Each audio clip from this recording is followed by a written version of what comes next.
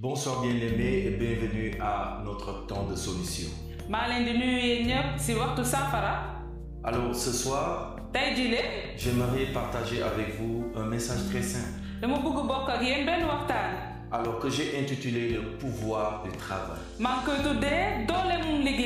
J'aimerais d'abord qu'on aille dans la parole de Dieu pour voir quelque chose. Allons dans le livre de Deutéronome chapitre 2 verset 7. La Bible dit ceci. Car l'Éternel ton Dieu t'a béni dans tout le travail de tes mains. Il a connu ta marche dans ce grand désert. Voilà 40 années que l'Éternel ton Dieu est avec toi. Et tu n'as manqué de rien. Nous allons lire Genèse chapitre 26 verset 12. La Bible dit ici, Isaac sema cette année-là dans ce pays. Et il recueillit cette année le centuple, car l'Éternel l'avait béni.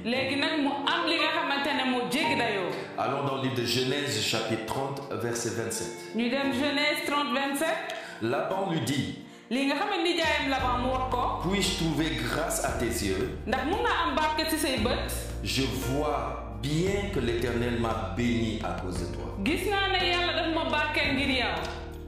Alors, si nous regardons ces trois passages, nous allons remarquer ici un mot.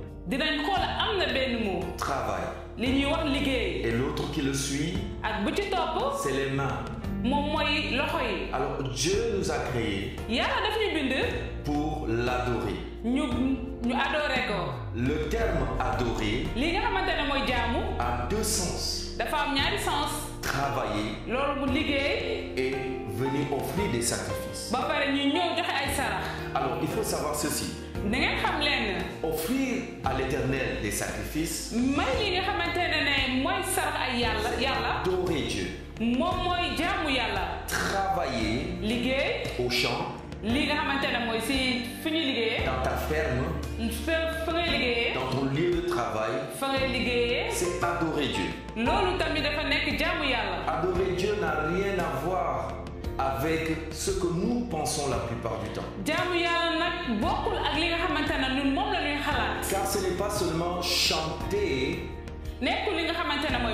qui est adorer Dieu, mais le travail de ta main est une adoration à Dieu. Et parce que c'est une adoration à Dieu, c'est pourquoi Dieu bénit cette adoration. Dieu fait fructifier l'œuvre de tes mains parce que c'est une adoration pour lui. Quand tu vas faire ton sacrifice, quand tu apportes des offrandes à l'Éternel, c'est aussi une adoration. C'est pourquoi dans le livre de Genèse chapitre 22, quand Dieu demande à Abraham d'offrir son fils Isaac en sacrifice, quelque chose de spécial se passe ici. Alors, son fils Isaac lui demande, Père, voici le bois, voici le feu, mais où est le sacrifice? Alors, les serviteurs, quand Abraham maintenant s'adresse à eux, parce que ce que Dieu a demandé à Abraham, c'était un sacrifice. Mais quand Abraham parle à ses serviteurs, il leur dit ceci: attendez-nous ici, moi et le jeune homme, nous allons adorer Dieu et revenir. Alors, il dit adorer Dieu. Il ne dit pas à ses serviteurs que je vais aller offrir un sacrifice. Parce que le sacrifice est égal à l'adoration. Alors, il faut que nous puissions comprendre ce fond.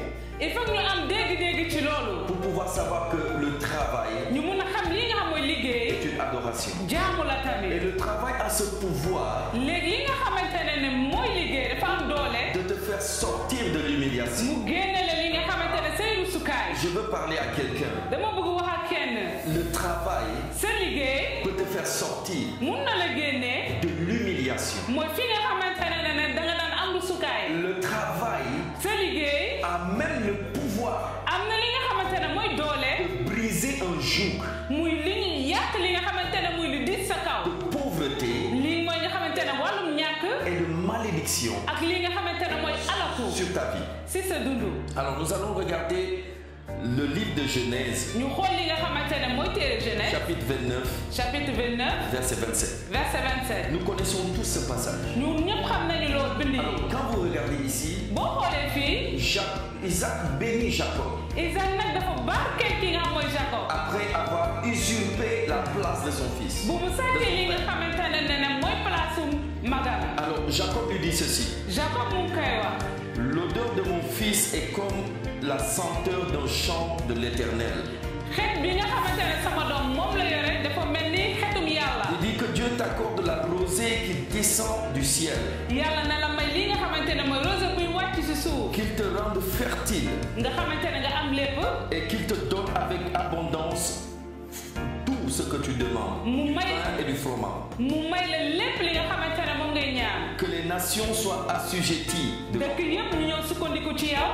que les peuples se prosternent devant toi. nga xamante ne dëkk yëpp ñi tamit ñëw sukk ci yow. Sois le chef nga nekk yow mi nekk ci kaw. de tes frères. si say frères yi. Que les fils de ta mère li nga xamante ne mooy sa doomu yaay yi. s'inclinent devant toi. ñu sëgg ci yow. Alors cette partie me plaît beaucoup.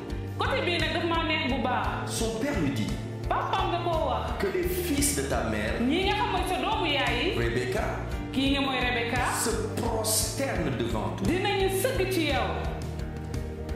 Quand quelqu'un se prosterne devant toi, kenn bu ñëwee sëgg ci yow. cela montre la grandeur et la supériorité de la personne loolu day wane ne sa màggaay. ak li ko mëne. avec qui tu te prosternes. si ki nga xamante ne moom mooy sëggal. Alors, le sort d'Ésaü était tellement fort sur son épaule. lépp li nga xam ne Ésaïe lu mu nekkoon ci moom dafa diisoo. Et quand il est venu bu mu ñëwee. et que son père lui a dit que je n'ai pas de bénédiction, papaam ne ko amatuma benn barke. la Bible dit qu'il était déchiré en lui-même. kàddum yàlla bi dafa ne dafa xotteeku ci boppam. Il était amer. dafa wex. Mais quelque chose s'est passé. mais am na loo xamante ne moom moo xew. Son père kii nga xamante ne mooy lui a baayam. fait découvrir une autre façon d'adorer Dieu. da ko won beneen façon boo xamante ne mun nga jaamu yàlla. Et il lui dit, si tu travailles de manière acharnée ba pare boo liggéeyee ak doole. et que tu ne te donnes pas du repos, ba pare joxoo sa bopp benn tu noppalu. vas briser le joug de ton frère. di ngay yàq lu diis li nga xamante ne moom mooy si sa rakk. Alors, autrement dit, mun nañ ko wax beneen il façon. était en train de lui dire, dafa doon wax. la bénédiction que j'ai posée sur ton frère, mooy barke bu ma teg si sa rakk. qui est devenu un joug sur ta vie, mu nekk lu diis ci yow. ma bénédiction, man sama barke. toi tu pourras la briser yow mun nga ko yàq. et sortir ba pare nga génn. si tu travailles dur. bu fekk ne da nga liggéey bu baax. Nous allons voir quelque chose. dinañ ñu xool dara. Les années se sont passées ay at jàll na. et après Ésaü a travaillé comme un forcené. Ésaïe nag moo dafa liggéey ak dooleem yëpp. Il a travaillé comme un mulet, dafa liggéey ak dooleem kattanam. comme un âne, comme une âne. Il a travaillé dur. dafa liggéey comme mbaam. Alors, regardons le livre de Genèse chapitre 33 nañu xool Genèse 33. et nous allons voir ici quelque chose. dinañ xool dara fii nii.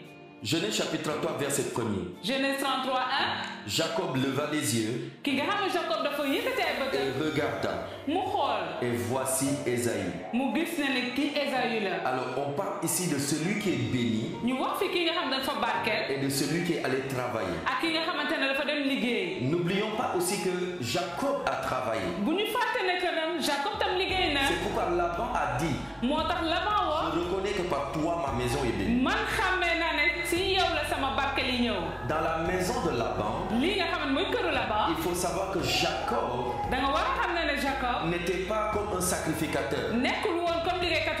Où il travaillait dans un temple, il priait pour les gens. Non, non, non. Il travaillait au champ. Il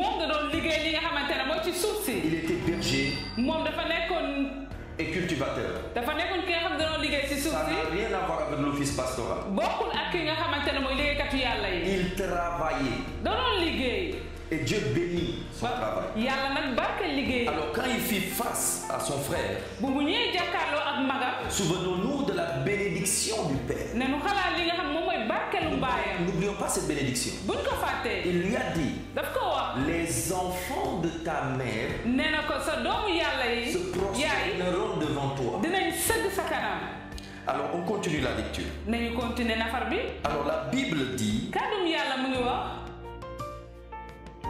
il vit avec lui 400 hommes. Alors il répartit ses enfants. Il les mit, lui il passa devant eux. Au verset 3, la Bible dit, Jacob se prosterna à terre 7 fois. Ça ne vous rappelle pas des gens qui se prosternent comme ça? Est-ce que vous c'est presque se coucher au sol. Jacob s'est prosterné devant Ésaü. Ce qui est extraordinaire, c'était pas Jacob seulement. Sa famille s'est prosternée. Ésaü venait de briser le joug sur sa vie. Bien-aimé, garde en toi qu'en cette saison où nous sommes, si tu ne travailles pas, si tu ne fais pas de tes mains quelque chose, si tu ne vas pas investir, même si c'est une petite affaire, que Dieu te bénisse, va couler sur toi comme l'eau coule sur un canard. Parce que ça ne va pas te mouiller. La bénédiction accompagnée du travail donne la grâce de la prospérité. Vous savez, si tu dis à quelqu'un que Dieu te bénisse, que Dieu te bénisse, que Dieu te bénisse, je te vois milliardaire, tu deviendras puissant, et que cette personne dorme, cette personne ne va jamais atteindre son objectif. Jacques dit ceci. La foi sans les œuvres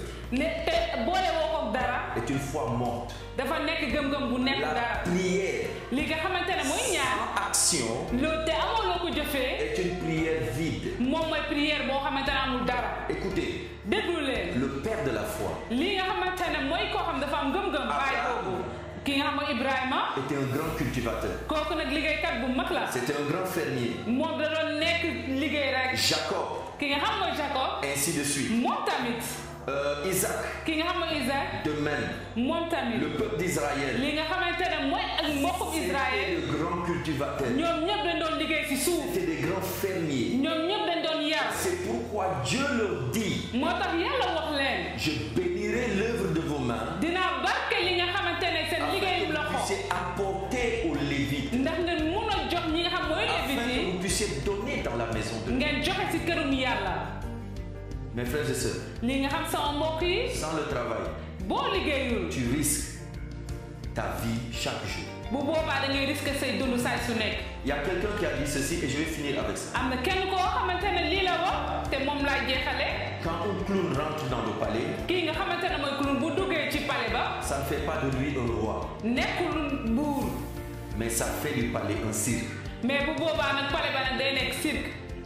Si la main de Dieu sur ta vie, bu fekkee ne loxoom yàlla ci sa dund, la grâce de Dieu sur ta vie, barkeem yàlla ci sa dund, fait que tu croises les mains, nga def na nga croiser say loxo yi, et que tu penses que la manne va descendre, nga yaakaar na ne maan bi dina wàcc, c'est des cailloux tu risques de manger. bu boobaa de ay xeer ngay lekk. Bien-aimé, sama mbokk yi, que Dieu te bénisse. yàlla na la barke, Passe cette semaine, nga am semaine bi, que Dieu ouvre les portes yàlla ubbi buntu yi d'emploi, ci liggéey, d'affaires, ci say wàllum liggéey ak sa dund, au nom de Jésus. ci turum Yeesu. Que Dieu vous bénisse yàlla na leen barke, et à la prochaine.